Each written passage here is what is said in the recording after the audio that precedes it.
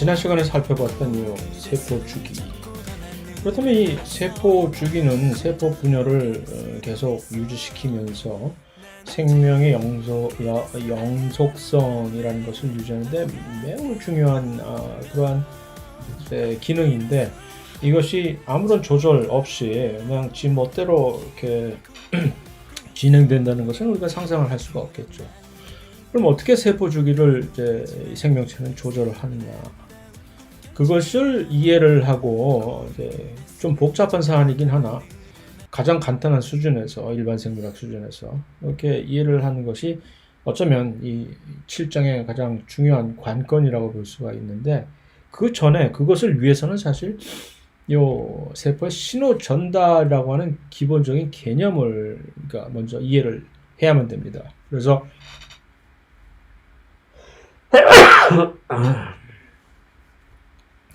그래서 이 중간에 이렇게 수용체, 사실 세포의 신호 전달이라고 하는 것은 그것을 통해서 각각의 세포의 여러 가지 활성도를 유전자 발현을 통해서건 아니면 효소의 활성 조절을 통해서건 조절을 함으로써 이 전체적인 세포의 대사 작용을 이렇게 조절을 하는 그런 기능인데, 세포 주기 조절에 있어서도 이 신호 전달에 의해서 이것이 전체적으로 잘 서로 조절이 되고 있기 때문에 이것에 대해서 먼저 이해를 해야만 됩니다. 그래서 먼저 이 신호 전달에 관해서 리간드와 수용체라는 이 서로의 상호 작용을 우리는 먼저 개념을 파악을 해야 됩니다. 그래서 보통 수용체라고 하는 것은 무엇이냐면, 일단 수용체라고 하는 것은 세포의 주로 막에 우리가 존재하는 수용체들에 대해서 널리 잘 알고 있으리라고 생각이 되지만, 보통 일반적으로 수용체가 세포 막에 있는 수용체라고 했을 경우에 이런 식으로 표현을 하잖아요. 이렇게 세포에 이렇게 있을 때 세포 막 주변에서 뭔가 누군가를 기다리고 있는 수용체, 단백질입니다. 보통 수용체는 단백질이죠. 이들은 누구를 기다리고 있는가? 리간드를 기다리고 있는 것입니다. 리간드는 누구냐? 나야 나 하면서, 리간드라고 하는 것은 소위 말해서 요 특별한 수용체와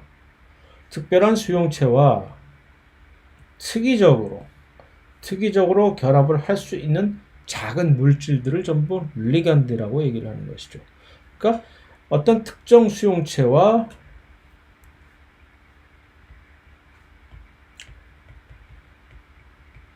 특정 수용체와 특이적 결합을, 나는 너 아니면 난 너만 봐, 난 오로지 너하고만 결합을 해 하는 이런 특이적 결합을 하는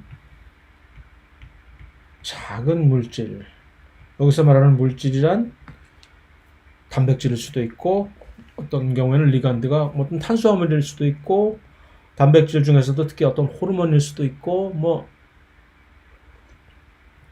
너무 크지만 않으면, 너무 커서 이 수용체 자체가 감당이 안 될 정도만 아니면 아주 특이적으로, 사실 어떻게 보면은 항체와 항원, 요즘 이제 막 백신이 이제 화제의 물질이 됐기 때문에 항체와 항원의 이런 관계 역시 그러한 수용체와, 만약 항체가 수용체라면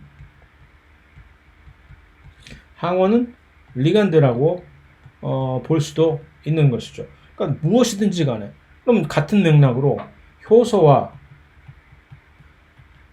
기질의 관계 역시 효소가 수용체라면 기질은 리간드라고 볼 수가 있는 것이죠. 그래서 물론 이 리간드라는 개념은 오로지 리셉터, 수용체 단백질과 결합하는 물질에 한해서만 보통 국한해서 사용을 하고는 있으나, 그냥 개념적인 측면에서 봤을 때 이들은 서로 다 다르지 않은 그런, 누구든지 간에 어떤 특정한 이런 상호작용, 특정한 상호결합을 수행하는 것들을 우리는 수용체 리간드 관계에 있다고 볼 수가 있는 것이죠.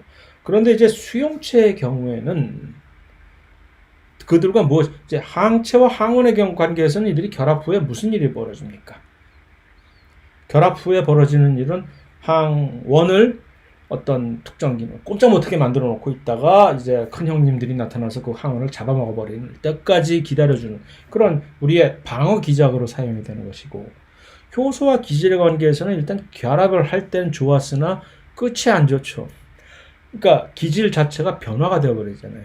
일단 효소 안에서 이제 효소의 활성 부위에 이런 식으로 특이적으로 결합한 후에 그 기질이 어떤 식으로든 변화해서 산물로 변화해서 더 이상 너하고 나하고 낯설다 해서 쫓아내 버리잖아요. 이것이 효소와 기질의 관계인데 반해서 리간드와 수용체와의 관계는 그런 식의 것이 아니라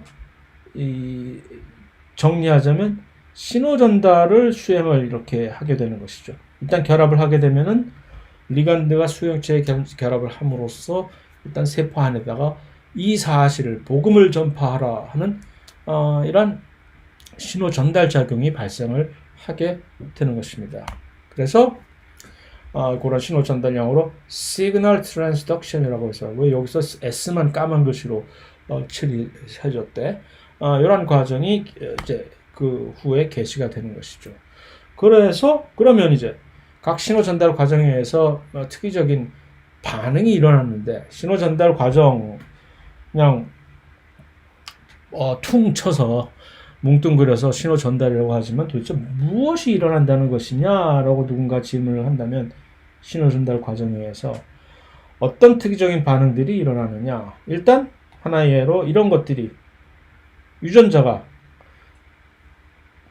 사람의 이제 우리 유전체 안에는 약 22,000개가 약간 넘는 유전자들이 존재하는데, 이들이 전부 다가 아니라 이 중에 어떤 특정한 유전자들만이 어떤 특정한 신호 전달을 과정의 결과로서 발현이란 얘기는 뭡니까? 유전자의 발현이란 얘기. 유전자의 발현, 전사, RNA 만드는 과정이죠. 전사가 이제 증가하게 되는, 유전자 발현이 이제 증가한다는 얘기죠. 억제 또는 억제가 되기도 하고. 그래서 이러한 식으로 이 신호 전달 과정에서 유전자 자체가 이렇게 영향을 받는 경우가 있고, 굳이 유전자까지는 건드리지 않더라도 어떤 원래 세포질 또는 핵안에 존재를 하고 있는 어떤 효소가 활성이 그 신호 전달의 결과로서, 그러니까 여기서는 지금 세포질이라고만 얘기했지만 굳이 세포질 안에만 있는 효소, 핵 안에도 효소가 있을 수 있잖아요. 그 효소조차도 또 역시, 그러니까 이미 난 만들어져 있어. 이 유전자 발현과 이들의 이 차이점은 여기서는 처음부터 새로 시작을 해야 돼. 이제 RNA 만들기 시작해서 그 RNA로부터 단백질이 만들어져야 되는 건데, 이미 만들어져 있는 녀석을 활성을 촉진을 시키거나 아니면 너 잠시 쉬어 하고 손발을 묶어버린다든가 하는 식으로 조절을 하든가, 또는 이거 우습게 볼 일이 아니라 세포질 내 안으로 유입이 되는 여러 가지 다른 이온들 있잖아요. 뭐 소듐이라든가 포타슘이라든가 칼슘이라든가 무슨 뭐 여러 가지 다양한 우리에게 필요한 중요한 이런 이온들의 농도 자체가 이런 신호 전달 과정에서 어떻게 조절한다는 얘기죠. 이 이온들을 밖으로 쫓아낸다든가 안으로 유입시키는 여러 가지 수송체들이 있잖아요. 수용체와 또는 다른 이 수송체 단백질들의 활성을 조절함으로써 이 농도를 조절을 하게 되는 것이죠. 어쨌든 이게 다라고는 아니겠지만 일반적으로 가장 대표적인 세 가지, 이제 그 처음에 리간드와 수용체와 결합을 한 후에 그 결과로서 발생할 수 있는 대표적인 어떤 사안들이 요 세 가지로 크게 정리가 될 수 있다라고 얘기를 할 수가 있습니다. 그러면 수용체의 종류는 일단 무엇이 있느냐? 일단 세포 안에 존재하는 수용체들이 있습니다. 왜 이들은 세포 안에서 게으름을 피고 있는 것일까요? 남들은 저 밖에 세포 막에 밖에 나가서 동구 밖에 나가서 손님 맞을 준비를 하고 있는데 너는 뭐가 잘났길래 밖에 안 나가고 안에서 이렇게 문기적거리고 있는 것이냐라고 했을 때 왜냐하면 말이죠 라고 대답은 나의 파트너는 소수성이기 때문이지요 라고 대답을 하는 것이죠. 무슨 얘기냐? 소수성. 하이드로포빅. 그러니까 이들은 세포막을 통과를 하는데 아무 문제가 없어요.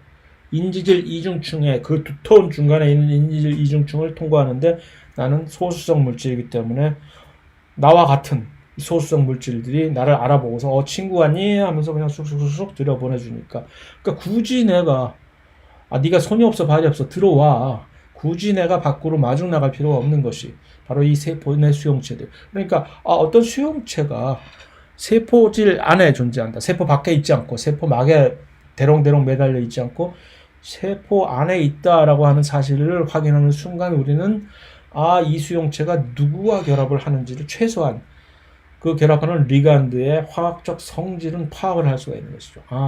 네가 결합을 하는 친구는 소수성 물질이구나. 예를 들어서 어떤 지질이라든가 지질 중에서도 많은 경우에 스테로이드 물질이라든가 하는 그런 것들이겠구나 라고.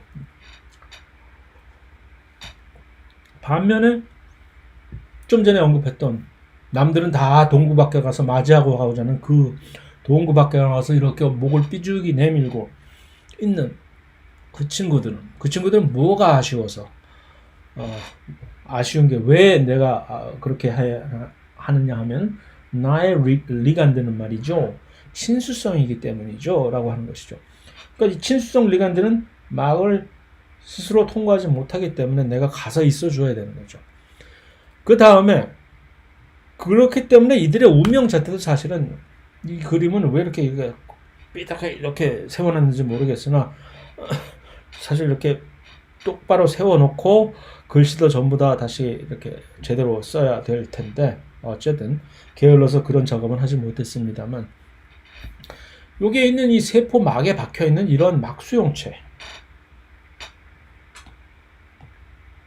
이 막수용체가 이거는 바로 이 친수성 리간드와 결합을 하기 때문에 막에 박혀 있는 것이고 그렇기 때문에 이들은 결합을 한 후에 어떻게 할 수가 없어요. 이미 막에 붙박혀 있기 때문에 내가 어떻게 할 수가 없어. 야 같이 집에 가서 부모님한테 인사 좀 드리고 할까?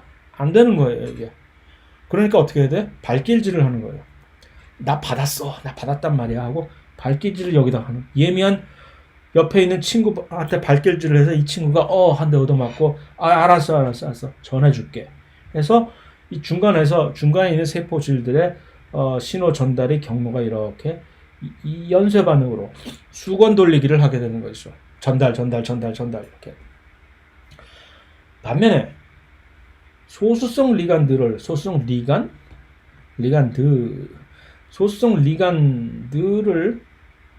결합을 하는 요 수용체는 세포 안에 있으면서 이들이 그냥 마구 들어왔기 때문에 거침없이 이들은 발길질을 해서 남한테 뭘 부탁을 할 필요가 없어요. 내가 직접 가면 돼.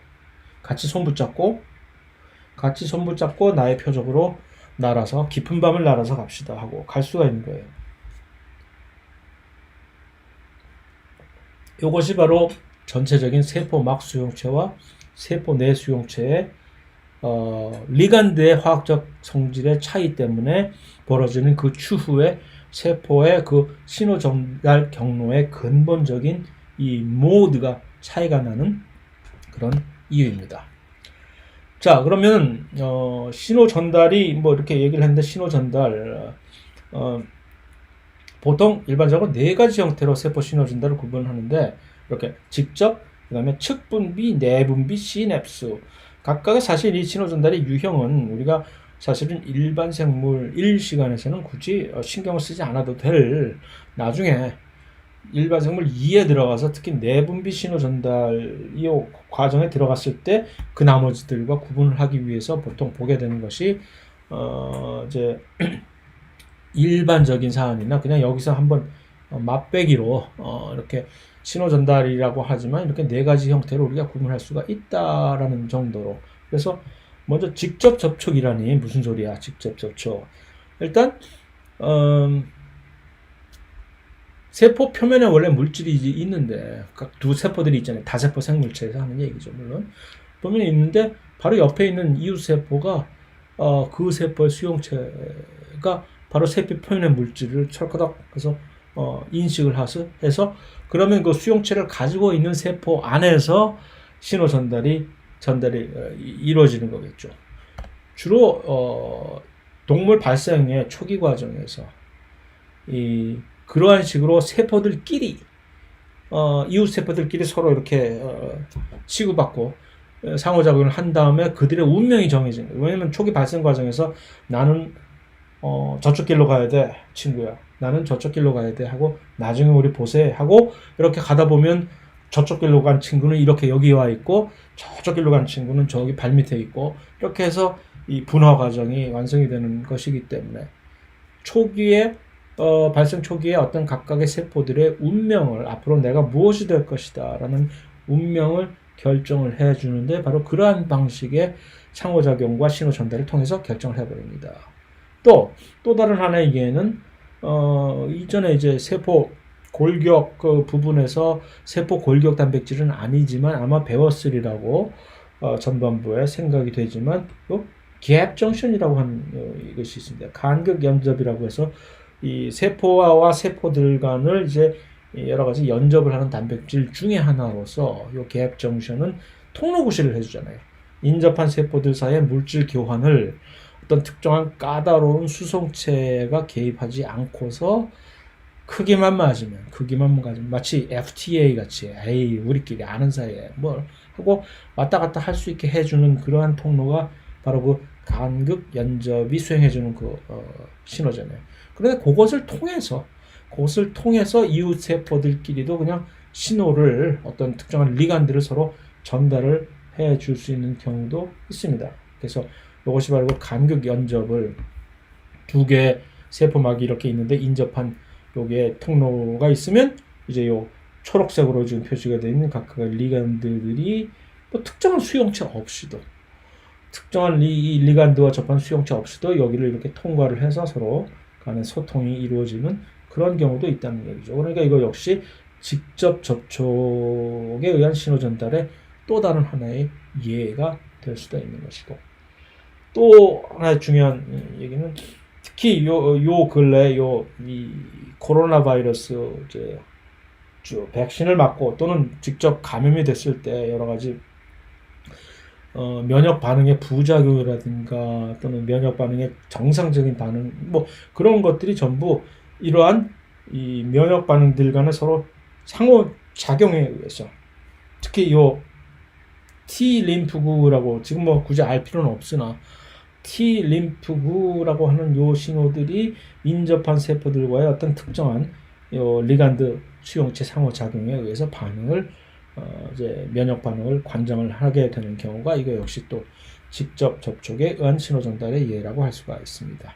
그래서 이 여담이지만 모더나나 파이자 백신들이 조금 더 효능이 조금 더 그 전에 백신보다 훨씬 더 효능이 좋은 이유가 바로 다른 백신들과는 다르게 특이적으로 왜 그 모더나 파이자 그 mRNA 백신들은 무슨 연유인지는 모르나 요 T 세포를 매개로 한 T 림프구 세포를 매개로 한 면역 반응을 자극을 해서 활성화시키기 때문에 이들이 개입을 하게 되면은 면역 반응 자체가 차원이 달라지게 되거든요. 그래서 그렇다라는 연구 결과가 막 발표가 되고 있다는 얘기인데 두 번째 그런 신호 전달 종류는 측분비라고 해서 페라크라인 시그널링이라고 얘기를 하는데 이것은 분비가 되는 것이 다른 거예요. 분비 흘러나가는 거죠. 밖으로 그러니까 전반부에서 배웠던 그 외포 작용에 의해서 엑소사이토시스에서 어떤 특정한 물질이 어떤 리간드 물질이 주로 단백질이겠죠.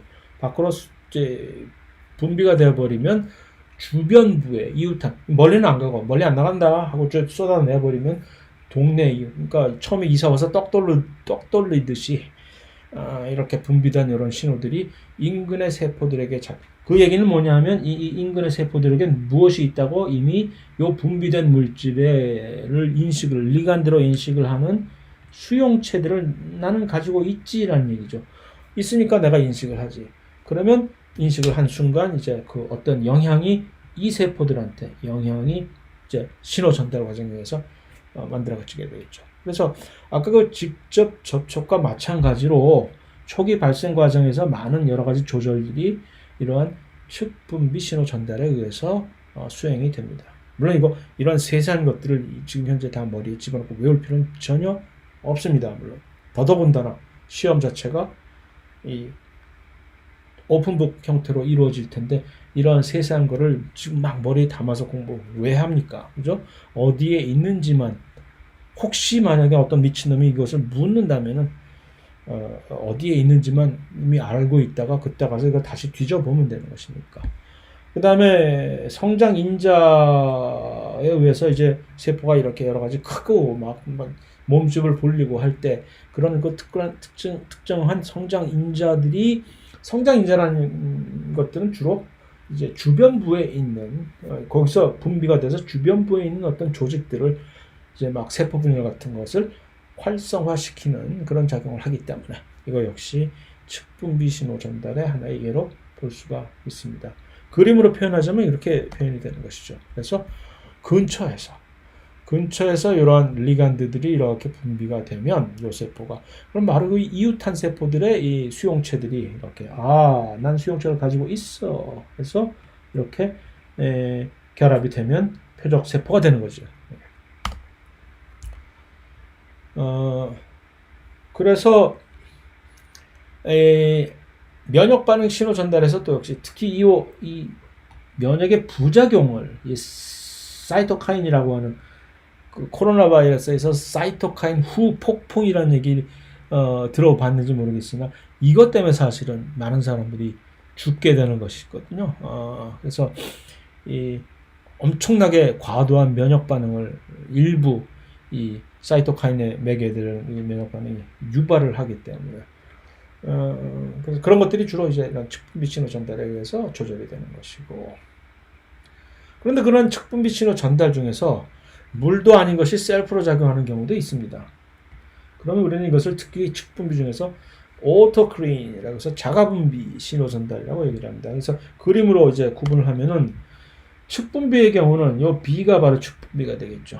측분비의 경우는 내가 이렇게 분비 신호를 이렇게 마구 쏟아주면 여기서 그럼 요 옆에 있는 이웃한 이 수용체를 가지고 있는 이웃 근접 세포들이 이렇게 리간드로서 결합을 하게 되면 이들이 이제 영향을 받게 되는 것인데, 자가분비라는 얘기는 내가 만들어 놓고 수용체는 나 홀로 가지고 있게 되는 거죠. 그럼 내가 분비하고 내가 영향을 받게 되는 이런 것이 이제 측분비와 아주 묘하게 흡사하긴 하나 좀 다른 같은 듯 다른 이러한 것이 바로 이제 자가분비가 되는 것이죠. 근데 제대로 된 사실은 우리가 정통으로 인정을 해주는 신호 전달, 특히 이제 호르몬 신호 전달이라고 하는 것은 이제 그래서 이제 호르몬 신호 전달을 우리는 내분비계에서 관장을 한다고 이렇게 알고 있는 것인데, 이 내분비 엔도크린이라고 하는 것은 언급했듯이 지금 호르몬 신호 전달이 전부 내분비인데, 이들은 혈액을 꼭 수반을 신호물질을 분비를 하면 주변에서 지역 경제를 활성화시키는 그런 역할을 하는 것이 아니라 멀리 뻗어나가서 고속도로 타고 기차를 타고 쭉쭉 뻗어나가서 먼 지역에 가서 지방에 가서 그러니까 이 혈액을 통해서 이동을 해서 멀리 있는 표적세포로 가서 그들이 가지고 있는 수용체와 결합을 해서 이 일을 전달하는 것이 바로 내분비 신호 전달의 근간입니다. 그러니까 측분비와 내분비의 사실은 그 차이는 이동의 거리라고 하면 되는 것이고, 그러니까 이 내분비의 경우는 이동의 거리가 기니까 혈관을 통해서 이동을 하는 것이고, 그 다음에 이제 약간의 시냅스 신호 전달인 것은 신경 신호 전달에서만 이제 활용이 되는 신경세포에서 이제 신경 전달 물질이라고 하는 이것을 통해서 우리는 신경 신호를 전달하잖아요. 주로 거의 대부분의 우리 몸에서. 그랬을 때 이건 사실 일종의 측분비 신호전, 왜냐하면 바로 옆에 있는 인접한 신경세포에다가 요 신경 전달 물질을 전해주면서 어떤 효과를 전달을 이제 해 주는 것이기 때문에 그렇긴 하나 다른 측분비들과는 다른 것이 신경세포, 신경조직에서 수행을 된 것이기 때문에 이것을 따로 이렇게 구분을 해서 이제 보통 이제 바라보게 됩니다. 말문이 막히네. 그래서 이것들이 이제 세포 신호 전달의 유형이라고 했다면, 그러면 그 신호 전달을 수행을 하는 수용체들 중에서 특히 이제 먼저 세포막 수용체, 세포막에 박혀 있는 수용체들, 아까 정리를 했듯이 이들은 한결같이 무엇? 리간드가 친수성 물질이라는 얘기죠. 그래서 그 세포막 수용체 유형이 몇 가지가 또 있습니다. 그래서 첫 번째는 리간드 게이티드 아이온 채널이라고 해서 리간드 개폐 이온 채널. 이게 뭐냐면 일단 여기서 중요한 중심어는 일단 이들이 뭐 하는 친구인고 이온 채널이라는 얘기죠. 그 얘기는 이온들을 들여보내든가 쫓아내든가 하는 뭐 그런 일을 하는. 근데 그런 이제 수송체인데 그 수송체가 그냥 아무 때나 편의점처럼 24시간 그냥 열려 있는 그런 수송체가 아니라 개폐가 가능한 그것을 우리는 관문 채널이라고 얘기를 합니다.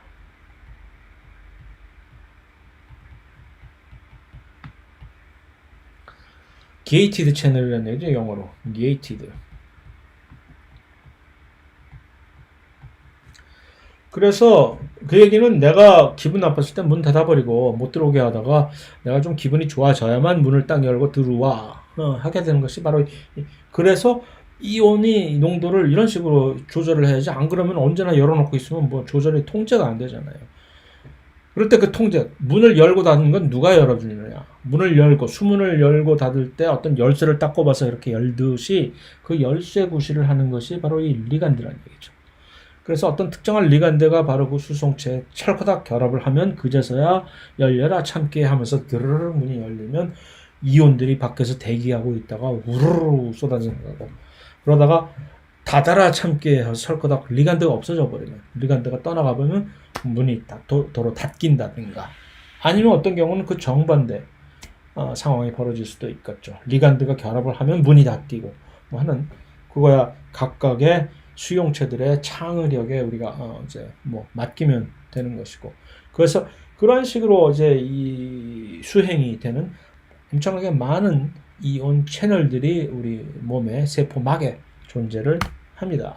그래서 요 이온들이 리간드가 딱 붙어야 이렇게 여기서 지금 요 그림에서는 문이 열리는 그래서 이 이온들이 세포 안으로 들어올 수 있게 되는 그런 것이고, 그것이 첫 번째 유형. 그러니까 세포막에 있는 여러 가지 수용체 중에서 매우 대표적인 것 중에 하나가 바로 이러한 리간드 개폐 이온 채널이라는 것입니다. 두 번째 타입은 동물세포에서만 특이적으로 존재하는 것인데, 식물세포에서는 요게 없어요. 그런데 수용체 티로신 인산화 효소라고 해서 한국말로 하면 좀 이렇게 하는데 워낙 유명한 이런 이 수용체이기 때문에 보통 워낙 유명해서 그냥 보통 RTK 하면 알아들어요. RTK 해서 ROK가 아니라 RTK 해서 Receptor Tyrosine Kinase라고 해서, 타이로신 카이네즈가 무슨 소리냐? 카이네즈는 무엇입니까? 인산화 효소입니다. 인산화 효소라는 얘기는 어떤 물체가 이렇게 있으면 여기다가 인산기를 뿅 붙이는, 그러니까 내가 있어. 나는 카이네이즈야. 그러면 내가 이 친구에다가 인산기를 이렇게 갖다 붙이는 역할을 해주는 것이 카이네이즈, 인산화 효소입니다. 반면에 요 인산기를 갖다가 띄어버리는 역할을 해주는 효소가 있습니다. 이렇게 닦아서. 그러면 이 친구는 영어로 파스파테이즈입니다. 한국말로 뭐라 그러세요? 탈인산화 효소겠죠. 세포 안에는 마치 천사와 악마처럼 엄청난 종류의 서로 간에 이런 식으로 알력을 내가 어떤 특정한 표적에다가 어떤 인산기를 딱 갖다 붙이는 나는 인산화 효소야. 그러면 거기에 상응하는 그 붙은 인산기를 띄어버리는 탈이나 효소가 서로 간에 항상 싸움, 마치 국회에서 여당과 야당이 항상 치고받고 싸움을 하듯이, 치고받고 요즘은 안 하나? 하듯이 계속 이렇게 하는 수천 가지의, 좀 너무 과장했나? 수천 가지. 어쩌면 과장 아닐지도 몰라요. 그만큼 많은 종류의 인산화 효소와 각각 서로 다른, 그 다음에 거기에 상응하는 탈인산화 효소들이 존재를 합니다. 그런데 그렇게 많은 종류의 인산화 효소들이 이 인산기를 붙일 수 있는 어떤 뭐 어떻게 특별한 딱 세 가지 종류에만 인산기를 붙일 수가 있어요. 하나는 타이로신. 타이로신은 뭔지 알잖아요. 아미노산 중에 하나인 타이로신. 딴 건 알 거 없고 이렇게 있으면 R그룹의 곁사슬의 마지막에 어떻게 끝나느냐? 타이로신은 벤젠 링이 이렇게 있으면서 여기다 하이드록실 그룹이 여기 딱 붙으면 이게 타이로신입니다. 예? 그 다음에 시린이라고 하는 아미노산. 이거는 뭐냐면 이 끝에가 R그룹이 곁사슬이 하이드록실 그룹 그럽니다. 그 다음에 또 하나는 threonin이라고 하는 threonin이라고 하는 또 아미노산이 있습니다. 이거 역시 여기에 마지막에 R 그 곁사슬에 하이드, 그러니까 공통점, 모든 공통점은 여기에 지금 끝이 하이드록실기가 이제 달랑달랑 있다는 요거 세 가지 종류에만 인산기를 갖다 어떻게 인산기가 붙는다는 얘기는 여기가 이렇게 딱 없어지고 여기에 파스페이트가 갖다 붙는 거예요. 여기도 너 없어져라 하고 여기에 이제 P 파스페이트 그룹이 여기도 이렇게. 그런데 요 두 가지 그룹 여기다 붙이는 여기다 이렇게 붙일 수 있는 계열의 인산화 효소들은 시린, threonin, S하고 T로 이렇게 시린, threonin 인산화 효소, 카이네이즈 계통이라고 이렇게 분류를 하고, 여기다가 요 타이로신에다가 붙이는 건 좀 특이하잖아요. 여기를 타이로신 카이네이즈라고 얘기를 합니다.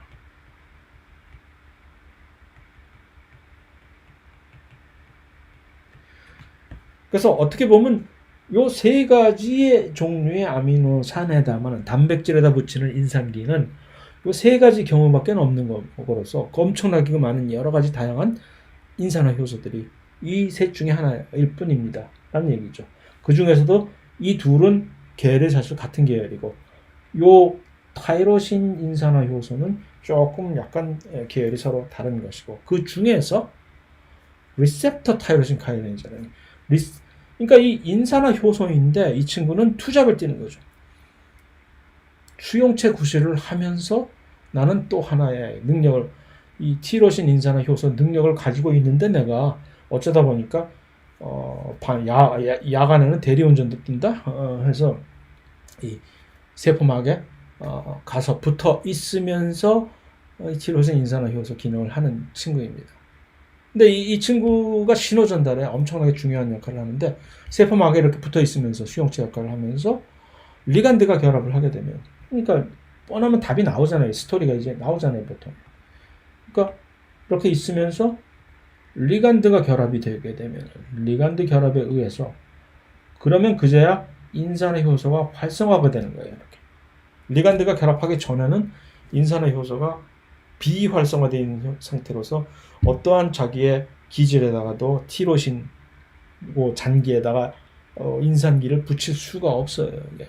그런데 이제 비로소 마치 열쇠를 붙여서 오픈 세사미 하는 그 앞전에 지금 그 개폐, 관문 개폐, 리간드 개폐 이온 채널처럼 요 수용체 티로신 인산화 효소도 리간드가 결합을 하게 되면 그제서야 일 좀 하자 해서 이제 인산화 효소가 활성화된 후에 이제 그 1년의 연쇄 반응이 일어나게 됩니다. 신호 전달이 개시가 되는 거죠.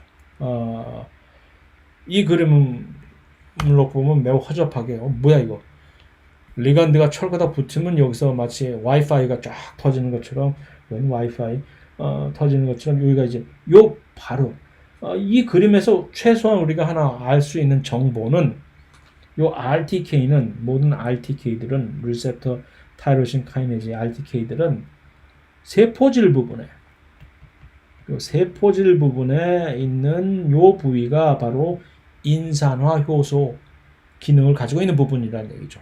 세포막에 이렇게 걸쳐 있고 밖으로 노출되는 요 부분이 수용체 부분이고, 그래서 이 수용체 부분에서 리간드가 붙으면 세포질 쪽에 있는 요 인산화 효소가 활성화, 액티브 활성화가 돼서 와이파이 빡 퍼져나가, 그러니까 신호가 나가는 거죠.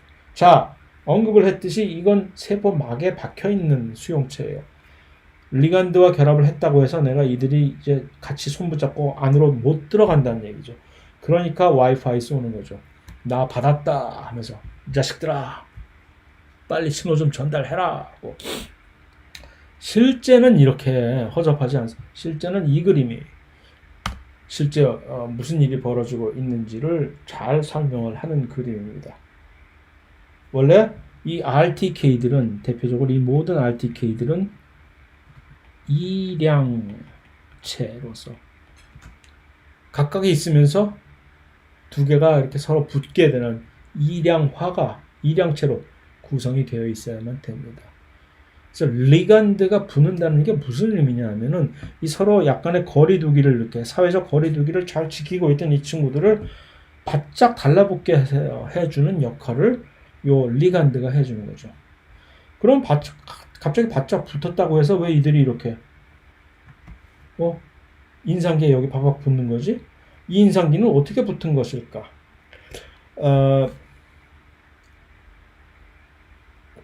아주 옛날에 제가 어렸을 때 코미디 프로그램에 웃으면 복이 와요라고 구봉서 무슨 배삼룡 뭐 이런 저 할아버지들이 나와가지고서 그때 코미디 프로그램이 일요일 저녁에 언제나 마치 요즘에 그 얼마 전까지 했던 일요일에 했던 개그 콘서트 그 이상으로 높은 시청률을 언제나, 그래서 일요일 날은 모든 누구나 TV에 모여서 그것을 봤는데 그 중에서 여러 가지 중에 인상이 조금 남았던 그 코미디 중에 별로 웃기지도 않은 코미디지만 이것은 천국과 지옥이라는 코미디가 있었는데, 천국과 지옥에 사람들이 전부 있는데 그 사람들이 뭐가 다르냐, 딱 한 가지 다른 점은 둘 다 모두 천국에 있는 사람이건 지옥에 있는 사람들이건 관절이 굽어지지 않는 사람들이에요. 전부 굳었어. 섞어야 이제 깁스한 것처럼.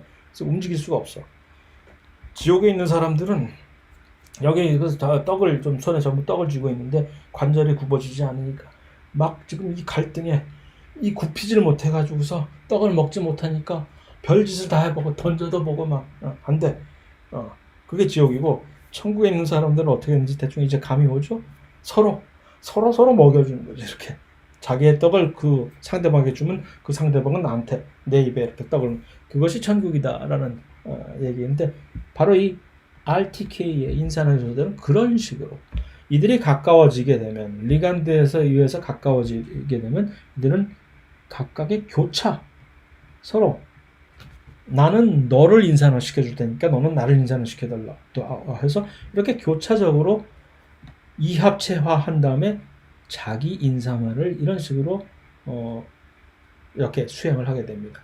그러면 여기 인상기가 붙게 되면 무슨 일이 생기냐면 마치 사람과 영혼에서 사람이 죽으면 여기 하고 무슨 좀비들이 달라붙듯이 여기에 드디어 이상한 신호 전달을 나중에 수행을 해주는 요 캐리어들이 여기 붙어가지고서 드디어 반응이 와이파이가 쏴지게 되는 거죠.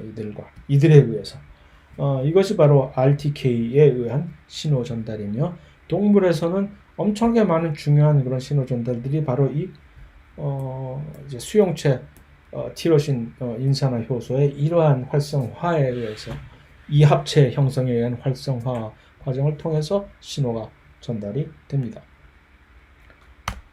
또 한 가지, 이거 역시 조금 개념이 어려운, 하지만 이것을 알면은 이제 엄청나게 많은 엄청나게 이제 중요한 또는 내실 있는 수준의 이 신호 전달에 관한 정보를 여러분들은 이렇게 이제 축적을 하시게 되는 겁니다. 그래서 조금 인내심을 가지고 한번 가봅시다. 세 번째 타입은 요 지단백질 연관 수용체라고 하는 것은 이 역시 또 동물과 또는 식물, 심지어 세균에서조차 엄청나게 많이 분포가 되어 있는 중요한 수용체 중에 하나로서 지단백질이라고 하는 엄청나게 많은 종류의 중요한 단백질들이 이제 각각의 그런 생명체들이 존재하는데 이 지단백질이라고 하는 이 단백질은 공통적으로 무엇이냐? 여러 가지 종류의 지단백질이 있는데 공통적으로 하나의 공통점은 지단백질, GTP라고 하는 요 뉴클리오티드 있잖아요. ATP, CTP, GTP 하는 그 GTP 뉴클리오티드. 그 GTP 뉴클리오티드를 결합을 할 수 있는 단백질이 바로 G단백질입니다. 그럼 왜 결합하는데? 결합을 해가지고서 결합한 다음에 요거를 GDP로, 이건 뭐예요? 가수분해한다는 얘기죠. 그런데 문제는 순식간에 하는 것이 아니라 요 GDP를 GDP로 이렇게 가수분해를 하는데 아주 천천히, 아주 느릿하게 천천히 가수분해를 하는 그러한 특징을 가지고 있는 단백질들을 전부 G단백질이라고 얘기를 합니다. 근데 이 경우에 많은 경우에 이 G단백질들은 GTP와 결합을 하면 그러면 그 G단백질은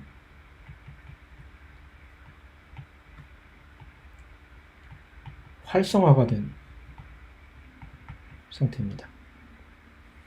이들이 서서히 만약에 그 GTP가 서서히 GDP로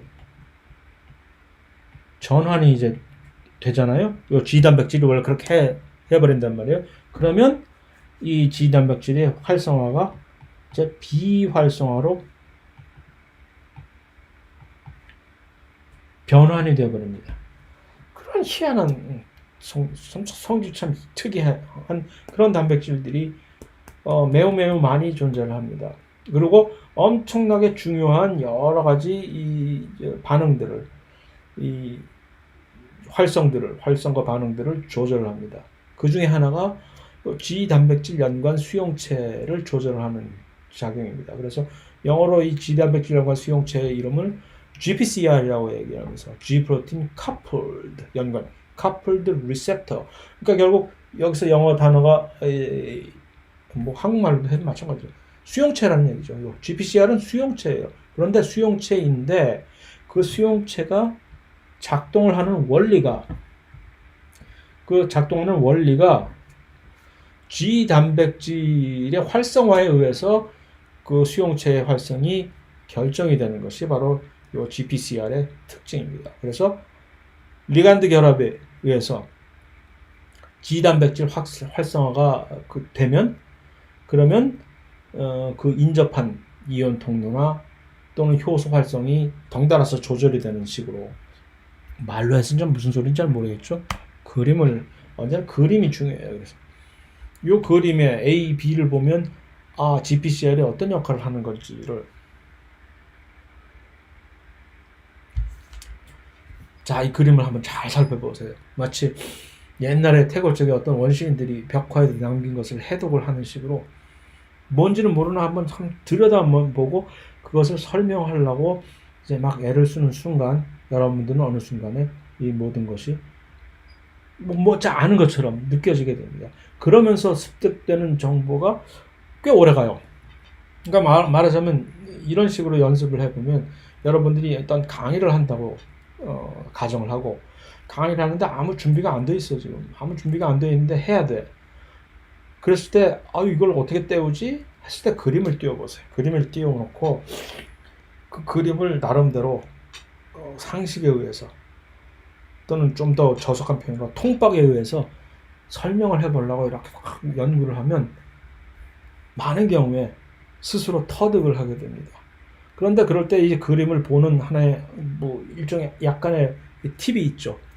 그림을 보면서 생물학에서 그림을 볼 때는 각각의 요 레이블 돼 있는 요 그것에 주목을 해야 되겠죠. 괜히 있는 게 아니잖아요, 이게.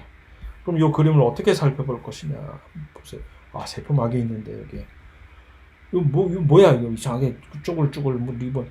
요게 이제 막관통 알파 이 힐릭스를 표시를 한 거잖아요, 여기. 막관통 알파 힐릭스 안 봤다고?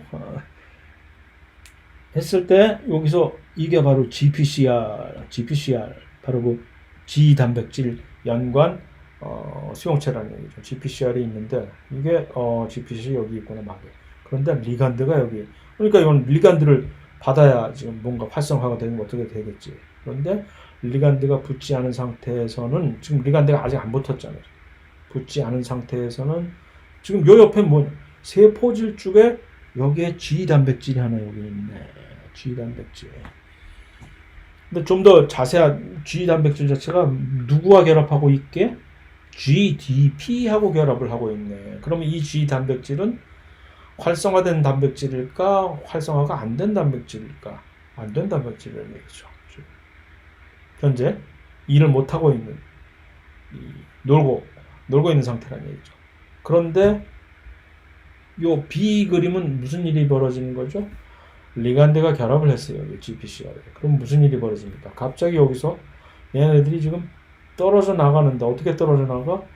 이렇게 결합을 하자 이들은 GDP 대신에 활성화를 시킬 수 있는 GTP와 결합을 지금 하게 돼 있는 형태로 변화를 하게 되네요. G 단백질은 사실 좀 더 자세한 얘기를 풀자면 굳이 필요는 없는 거지만 좀 더 자세한 얘기를 풀자면 여러 가지 종류의 G 단백질 중에서도 이 특별한 이 G 단백질은 알파, 베타, 감마의 세 가지 파트로 구성이 되어 있는데 이 베타, 감마는 사실은 회방꾼들이라는 얘기죠. 실제 일을 할 수 있는 활성 부위를 가려가지고서 일을 못하게 만드는. 근데 그것을 요 리간드, GPCR에 붙은 리간드가 이들을 쫓아내는 역할을 해서 이제 감사합니다 하고요.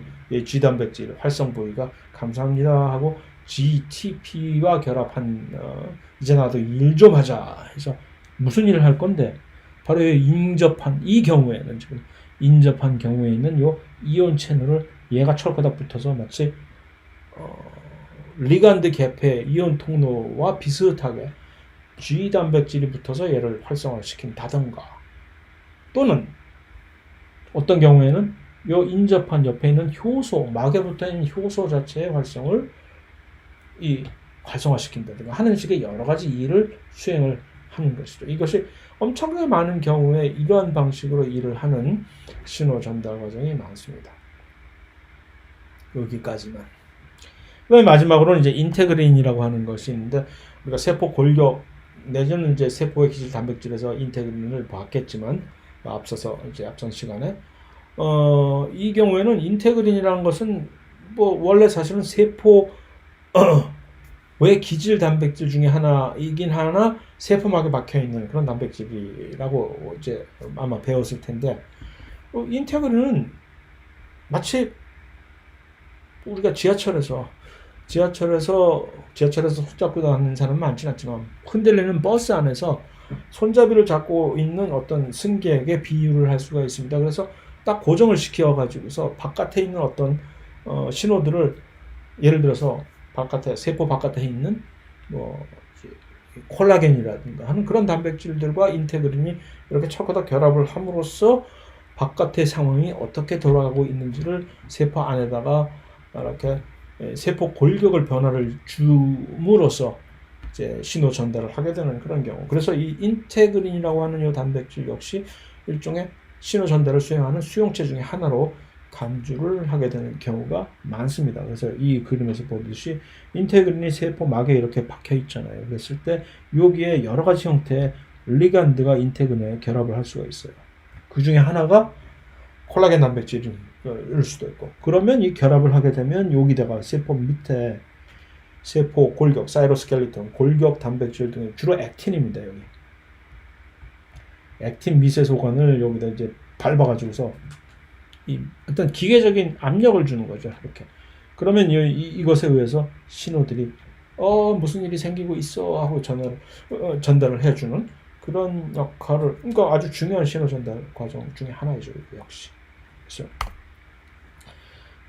그것이 이제 그렇다는 얘기고,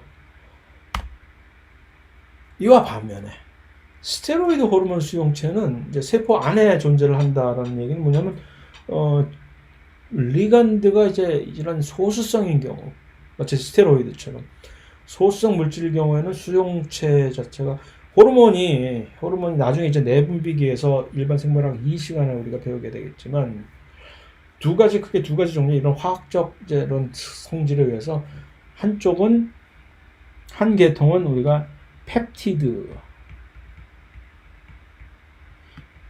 계열의 호르몬, 펩티드 호르몬이라고 얘기를 하고, 또 다른 계열은 이제 스테로이드. 이 스테로이드 계통의 호르몬은 전부 콜레스테롤의 구조를, 콜레스테롤로부터 시작을 해서 만들어진 것으로서 콜레스테롤과 구조가 매우 흡사하면서, 그러니까 결국 이것은 지질이라는 얘기죠. 지질이기 때문에 세포막을 그대로 뚫고 들어가는 그런 대표적인 그런 스테로이드 호르몬, 테스토스테론, 그다음에 에스트로겐, 그다음에 글루코코티코이드, 코티졸 뭐 하는 그런 것들이 전부 스테로이드 계통의 호르몬들인데, 이들은 세포막을 그냥 통과를 하기 때문에 수용체 자체가 세포 안에 세포질에 존재하잖아요. 그러면 이들은 스테로이드 호르몬에서 이미 설명을 했고, 콜레스테롤부터 합성된 이 소수성 지질로 이루어진 호르몬이다. 그러니까 세포막을 자유로이 통과를 한다는 얘기죠. 그럼 이제 무슨 일을 벌이느냐? 이들은 콜레스테롤로부터 그렇기 때문에 이 수용체, 세포질에서 수용체와 결합을 하게 되면은, 결합한 후에 이 둘이 우리는 이제부터 동반자 하면서 주로 이 스테로이드 호르몬의 경우는 핵 안으로 들어갑니다. 이동이 자유롭잖아요. 세포막에 붙어져 있던 그러한 수용체들과는 달리 이들은 이동이 매우 자유롭기 때문에, 그래서 핵에 가서 뭐 할 건데, 핵에 가면 뭐 별 볼 일 뭐 있어요? 유전자들밖에 더 있어?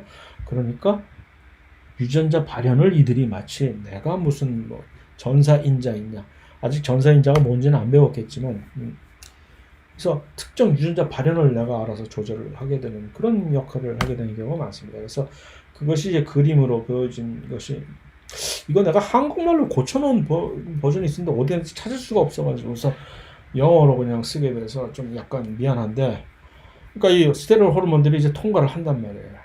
호르몬 crosses plasma membrane, bind to cytoplasmic receptor. 이게 바로 세포질 안에 있는 스테로이드 호르몬 리셉터가 이렇게. 그런데 이제 스테로이드 호르몬 리셉터는 보통 어떤 식으로 존재를 하냐면, 여기에 이제 저해제, 인히비터라고 하는 이 친구가 이렇게 가로막고 있어갖고 활성이 전혀 발휘를 할 수 없는 그런 상황인데, 호르몬이 여기에 딱 붙으면 이제 얘기가 달라지는 거지. 보통 이런 식으로 결합을 하게 되면 구조가 변하기 때문에, 단백질의 구조가 변하기 때문에 더 이상 나는 너에게서 시달릴 필요 없이 저리 가. 그래서 이니비터가 쫓겨나고, 그러면 이제 완전히 활성화된 형태로 구조적으로 존재를 할 수 있게 된 이 스테로이드 호르몬, 수용체와 스테로이드 호르몬은 자 이제 우리 들어갈까 하고 세포 핵 안에 들어가서 특정 유전자의 발현을, 전선을 마구 이렇게 북돋아주고 하는 이런 역할을 하게 된다는 얘기입니다. 그래서 여기까지가 전체적으로 이제 섭렵을 할 수 있는 여러 가지 세포막 플러스 세포질 안에 있는 수용체들의 종류였고, 일반적으로 이런 것들을 이제 알아야만 나중에 바로 이제 요 다음 시간에, 이미 벌써 또 이제 1시간이 가깝게 다 됐기 때문에 더 나가지는 못하고, 다음 주에 이제 나머지 세포 주기의 조절 체계와 이제 무슨 세포 사멸 같은 것을 이제 계속해서 7장을 끝내도록 하겠습니다만, 세포 주기의 조절 체계라는 것을 이제 이해를 하기 위해서는 바로 그 수용체들에 의한, 리간드와 수용체들에 의한 신호 전달이 어떤 구조와 어떤 구성에 의해서 이제 진행이 되는지를 이렇게 알아야 되기 때문에 이것을 이제 살펴보게 됐습니다. 그러면 오늘은 여기까지 하고 다음 주에 또 보도록 하겠습니다.